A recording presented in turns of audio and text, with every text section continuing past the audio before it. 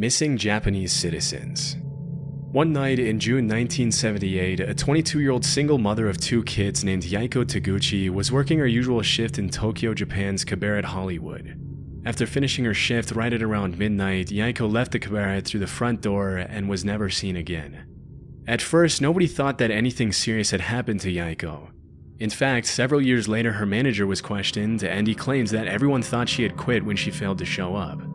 At around that time, there had been rumors going around that several North Korean spies were working undercover in Japan looking to abduct innocent citizens and hold them as hostages back in North Korea.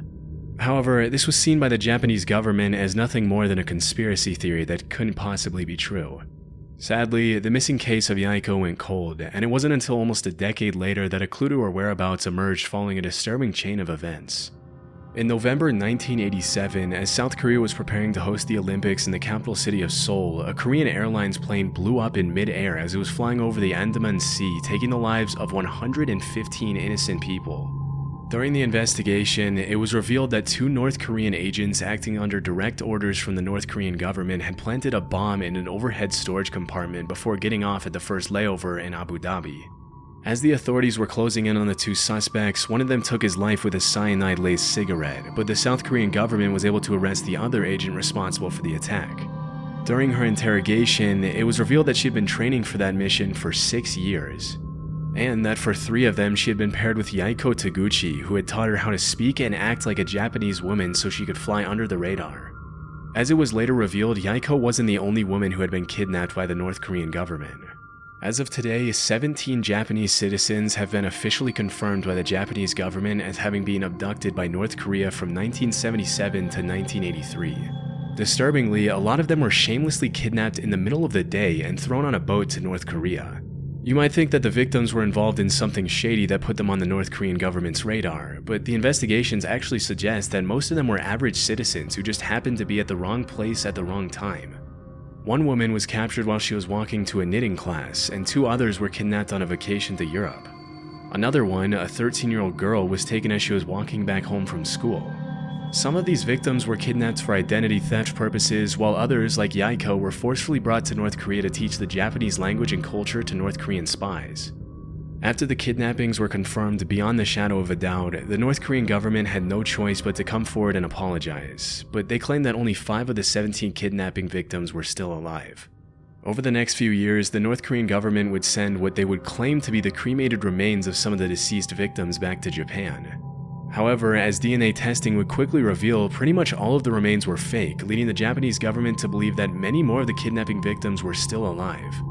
To this day, the North Korean government has stuck to its story, claiming that there were only 13 kidnapping victims and that the ones who were still alive were sent back safely to Japan.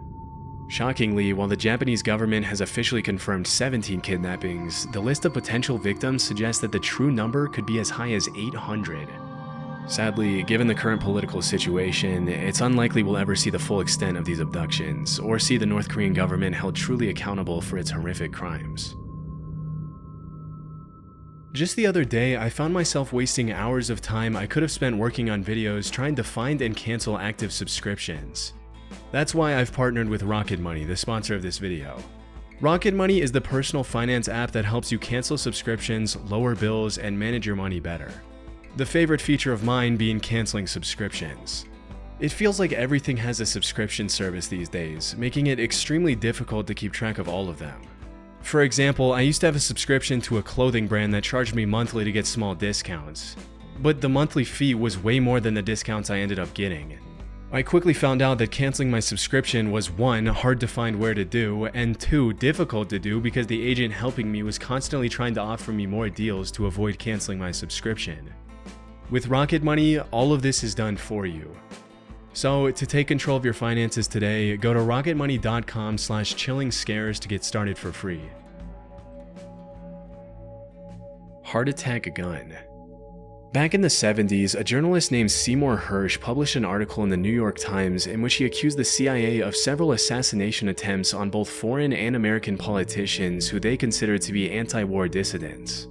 Due to these allegations, the US Senate put the CIA under investigation for alleged covert action abuses, which resulted in the release of 14 reports on major abuses committed by the CIA, FBI, and NSA.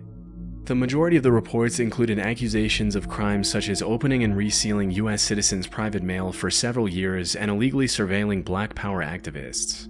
Although these claims are obviously pretty serious, they paled in comparison to one particular accusation, or conspiracy theory, which alleged that the CIA had developed a pistol that could fire a poison dart over 300 feet, take a person's life, and leave absolutely no trace as to the cause of death.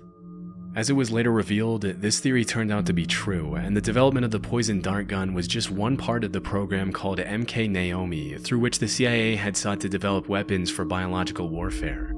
In 1975, William Colby, the CIA director at the time, had to testify in front of the committee that was investigating the agency. During questioning, he claimed that the CIA had developed a host of biological weapons as part of a plan to eliminate German leaders during World War II, but that their research had continued until well after the war. He also mentioned that the poison dart gun was almost completely silent on account of the battery that was housed inside the handle, and that it had been specifically designed for the target to feel nothing more than a mosquito bite when the dart struck. Interestingly, the agency had used a specific shellfish toxin to make it impossible for anyone to know what the cause of death was, leading forensic pathologists to believe that the victim had suffered an inexplicable heart attack. It wouldn't help pathologists that the dart was designed to melt inside the body so that it only left a small red mark where it entered the victim. When asked if the heart attack gun, as it was nicknamed, was ever used on anyone, the director alleged that it had only been used for experiments and that there were no records of actual use. As part of the investigation, the CIA had to hand over the gun to the committee, and there are some pretty wild pictures of the committee members analyzing the gun as William Colby answers their questions about it. Normally you'd expect to see something like the heart attack gun in a spy movie, and it's pretty wild to think that if they hadn't put it under investigation, they would have probably gotten away with using it for who knows what purposes. It's also pretty crazy to think that if that's the kind of stuff they were developing back in the 70s, imagine the kind of technology they have their hands on now. Disturbingly, the hearing was the only time the heart attack gun was ever shown publicly, and to this day it remains unclear what happened to it after the investigation. Rogue waves. Sailors often get a reputation for making up stuff they claim to have seen during their time out at sea, and because there's no one there to refute their claims, they sometimes get away with some pretty tall tales. For centuries, sailors all around the world had talked about seeing monster waves on the open sea that would allegedly reach over 100 feet in height. In 1826, a French captain claimed that he had seen a 108-foot tall wave in the Indian Ocean. Even though he had 3 sailors with him who backed up his claims, when he came back to the mainland, he was publicly ridiculed by the scientific community, as it was widely believed that it was impossible for a wave to be higher than 30 feet tall. For a long while after that, dozens of people continued to claim sightings of these monstrous waves in the middle of the ocean, but with no real evidence other than eyewitness testimonies, the existence of these waves fell into the urban legend or conspiracy theory category. In the 80s and early 90s, the Draupner platform was set up in the North Sea off the coast of Norway to extract natural gas. As part of the protocol that was carried out to see if the platform was stable enough to withstand the rough seas, a wave height recorder was installed on the platform. On New Year's Day in 1995, the sensor recorded an 84-foot tall wave, which served as the first real piece of evidence for the existence of rogue waves. After this incident, a lot of people started wondering how many of the sailors from previous centuries had been telling the truth. What's more disturbing than that is that there were probably hundreds of disappeared sailors from all around the world who had come across a rogue wave, also known as a monster wave or a freak wave. But because most people who encountered 100-foot tall rogue waves generally didn't live to tell the tale, their testimony went down into the depths of the ocean with them. Since the Draupner wave of 1995, there's been a growing interest in rogue waves brewing in the scientific community. A few years ago, a professor at the Australian National University had estimated that at any given moment there are 10 rogue waves active in the world's oceans. As of today, a rogue wave is usually defined as a wave that is twice as large as the largest waves that come up in a particular area. And while the root cause of rogue waves continues to be investigated, it's generally accepted that these monster waves appear when 2 wave crests join together at the exact right time, resulting in a massive wave that can sink even the largest ships and oil rigs. Interestingly, it's also been discovered that rogue waves can take place in large lakes. In 1975, a freighter named the SS Edmund Fitzgerald sank in Lake Superior under some pretty mysterious circumstances, with a lot of people in the scientific community coming up with all kinds of hypotheses to explain the incident. It wasn't until several years later that the scientists started theorizing that the vessel could have fallen prey to a set of 3 consecutive killer rogue waves. a phenomenon referred to as the Three Sisters, in which the first wave destabilizes the ship, the second wave hits the ship's deck before it can stabilize again, and the third wave overloads the ship with more water than it can take on. If this were true, it could also provide an explanation for the mysterious sinking of other large ships in oceans around the world over the past few centuries, but this might be a bit more difficult to prove. Poisonous alcohol. In January 1920, the 18th Amendment to the U.S. Constitution was successfully ratified, triggering a 13-year period known as Prohibition, during which the production, sale, and transportation of alcohol was made illegal. During this period, the government enforced some pretty strict measures to prevent bootlegging of alcohol, which made the alcohol black market flourish like crazy. It was pretty much a playground for the mafia, in which the government would raid one bar and another one would crop up in just a few days' time. While all of this was happening, there were some pretty messed up rumors floating around that the US government was taking extreme measures to make sure people weren't consuming alcohol.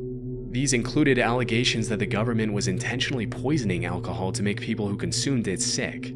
For a while, this remained something of a conspiracy theory, but things took a turn pretty quickly on New Year's Day 1927 when 41 people died from alcohol poisoning at New York's Bellevue Hospital. Disturbingly, the autopsies revealed that a lot of the victims had been drinking industrial methanol, otherwise known as wood alcohol, which can be fatal even at low doses.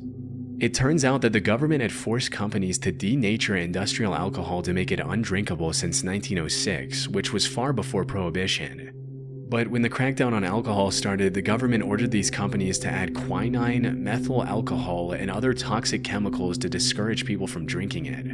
Their reasoning was that if black market dealers knew their alcohol had been poisoned, they wouldn't dare distribute it knowing how dangerous it would be for their customers to consume. I guess they forgot to factor in that the demand for alcohol at the time was absolutely insane, and that black market dealers didn't care who lived or died from consuming their product.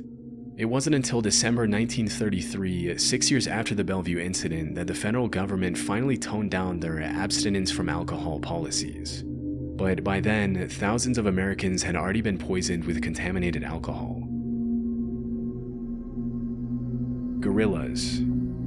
Nowadays, there's really nothing too shocking about seeing a gorilla in a zoo or on TV, but there was once a time when gorillas were considered to be in the same category as the chupacabra, the Jersey Devil, Bigfoot, and the Loch Ness Monster. I was able to find that up until a couple of centuries ago, gorillas were considered cryptids, which are animals that are believed by some to exist somewhere in the wild, but whose existence has never been proven. With most of these creatures, alleged sightings often turn out to be hoaxes, but obviously in the case of gorillas, what were once just rumors turned out to be true. Western explorers wouldn't come across a gorilla until around the 1500s, when an English explorer named Andrew Battelle was captured by the Portuguese off the coast of West Africa. While he was held captive on the mainland, Battelle described these disturbing, giant, ape-like creatures that would occasionally prowl around his campfire, but because he had never seen a similar creature before, he described them more as monsters than as animals. Battelle's description sent the rest of the world into what we can only call a gorilla frenzy, with all kinds of rumors being spread about these allegedly bloodthirsty, dangerous creatures living in exotic parts of the world. Over the next couple hundred years, the buzz around gorillas grew as explorers in Africa sent back illustrations of gorillas to Europe, which were often given to royalty and emperors as rare gifts. If you were to ask any European back then what a gorilla was, they would have described it in a similar way to how we describe Bigfoot or the chupacabra nowadays. They were thought of more as mythical monsters than regular animals. It wasn't until over 200 years or so later that an American naturalist named Thomas S. Savage found a gorilla skull in 1847 during an expedition to Africa, which was the first piece of real proof for the existence of these animals. Naturally, this triggered a bunch of new expeditions to the area, and between 1855 and 1859, French explorer Paul Duchaillu confirmed the existence of gorillas and even brought some back dead. Just as Andrew Battelle before him, Paul Duchaillu also described gorillas as these savage, bloodthirsty creatures which stuck in the public mind for a long time. Around 15 years later, some German explorers brought back a baby gorilla from Africa to Liverpool, even putting up some towels on the ship so he could swing around and entertain himself on the long journey back. As you can probably imagine, as soon as the ship arrived back in Liverpool, people started flocking around the hotel where the gorilla was allegedly being kept to catch a glimpse of the once mythical creature. To the public's dismay, Pongo the gorilla wasn't the massive, violent monster they had thought, but rather a cute little 2-year-old gorilla who loved to play with dogs. A few years later in 1902, a German explorer named Robert von Beringe killed 2 mountain gorillas, which were huge in comparison to the baby gorilla that the previous German explorers had brought back. And that was really the first time the public was able to understand what a full-sized adult gorilla looked like. It's pretty crazy to think that at some point these animals that we now see as normal were once seen as legendary monsters. Interestingly, if you really look at the research, there are a ton of other animals that we now take for granted that were once brushed off as hoaxes, including kangaroos, platypuses, giant squids, and Komodo dragons. With so many of these myths turning out to be true, it really makes you wonder how many animals are out there that we have no idea even exist.